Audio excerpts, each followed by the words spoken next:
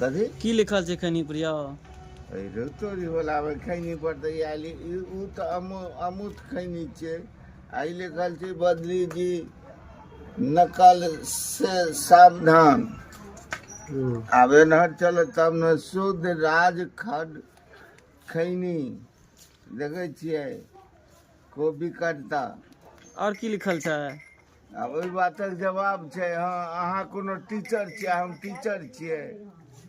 की लिखल छै एगो पढ़ि देलिए तो ओही से बुझलियो सबके पढ़ि अरे तो देलिए। खैनी खाई छै तो अहाँ के पता है ना एमे फायदा की छै?